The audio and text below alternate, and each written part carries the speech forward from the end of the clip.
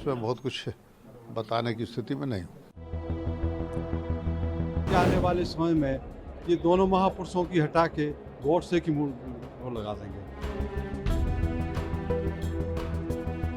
जहाँ तक पंडित नेहरू जी की तस्वीर का सवाल है, विधानसभा सचिवालय जरूर सही जगह पर उनकी तस्वीर को लगाने का काम करेगा। ये थोड़ा सा गलत तो जरूर लगता है कि नेहरू जी की प्रतिमा नहीं हटाना चाहिए।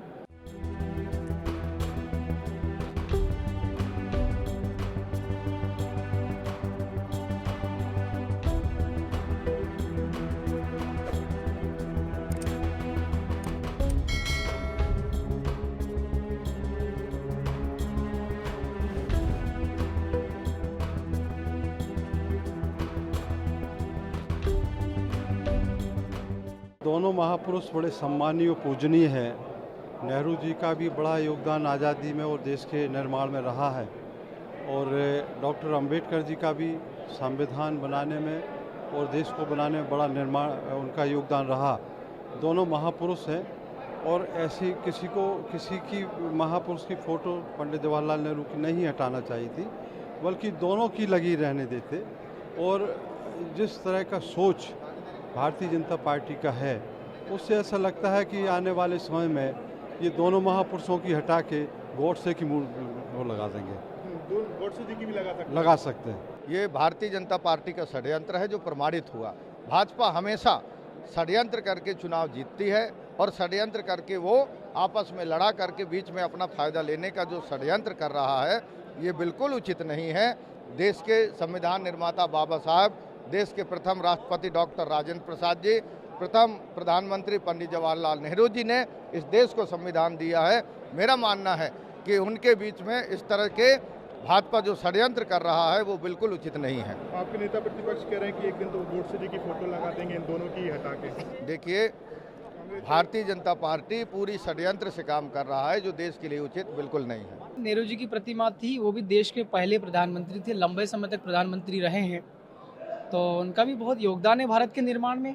नरेंद्र मोदी जी 2 बार हो चुके हैं, पूरे कंप्लीट हो चुका है 2 बार का टर्म है ना, 2014 से लेकर 2024 आने वाला है। लंबे समय तक प्रधानमंत्री कहीं ना कहीं लोगों के दिलों में जगह बनाई है।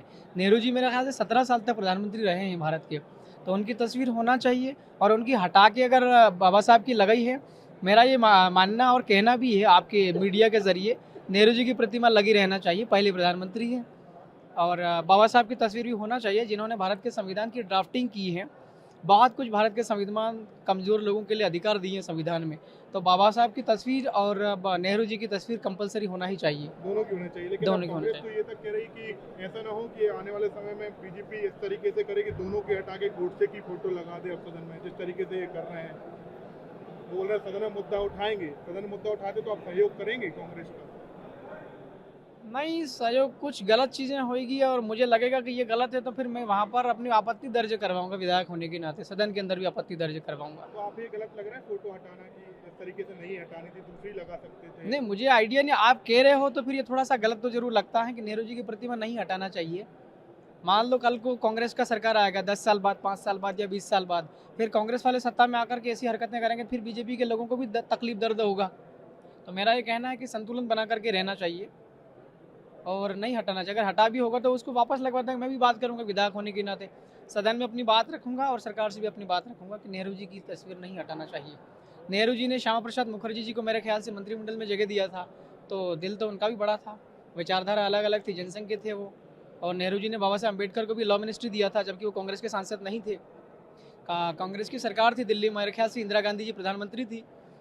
अटल बिहारी वाजपेयी साहब को उन्होंने पूरे देश का प्रतिनिधि बना के संयुक्त राष्ट्र संघ में भेजा था। तो होना चाहिए, नेहरू जी की प्रतिमा होना चाहिए सदन के अंदर। हम लोग प्रेरित होते हैं उससे।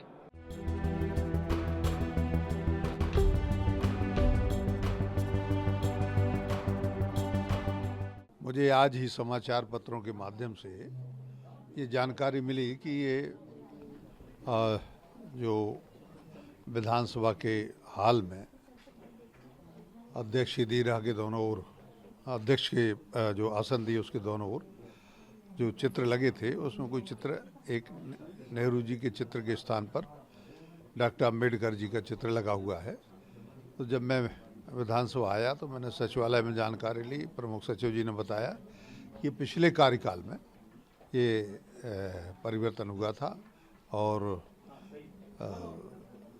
उसके पीछे जो भी कारण रहा हो मुझे जानकारी भी नहीं है और इसके बारे में तत्कालीन जो लोग हैं वही स्पष्ट कर सकते हैं। मेरे द्वारा ना इस प्रकार का कोई निर्णय था, ना कोई आदेश था, लिखित अलिखित कुछ भी नहीं था और इस कारण से मैं इसमें बहुत कुछ बताने की स्थिति में नहीं हूँ। इस तरह की बातें कांग्रेस को नहीं करनी चाहिए। डॉक्टर अंबेडकर जी की तस्वीर लगाने का तो पहले उनको स्वागत करना चाहिए, क्योंकि संविधान के निर्माता की यदि विधानसभा लोकसभा में तस्वीर नहीं होगी तो फिर कहाँ होगी। संविधान के आधार पर ही तो विधानसभा की सारी कार्रवाइयाँ लोकसभा की होती हैं, तो उनका स्वागत करना चाहिए। जहाँ तक पंडित नेहरू जी की तस्वीर का सवाल है, विधानसभा सचिवालय जरूर सही जगह पर उनकी तस्वीर को लगाने का काम करेगा। कांग्रेस के पास कोई इश्यूज नहीं है और वो नॉन इश्यूज को इश्यूज बनाती है। काल्पनिक बातों को लेकर एक मनगढ़ंत समस्याओं को खड़ा करती है। कांग्रेस को आम जनता के विषयों को लेके आना चाहिए और एक सार्थक विपक्ष की भूमिका निभाने की समझ डेवलप करना चाहिए।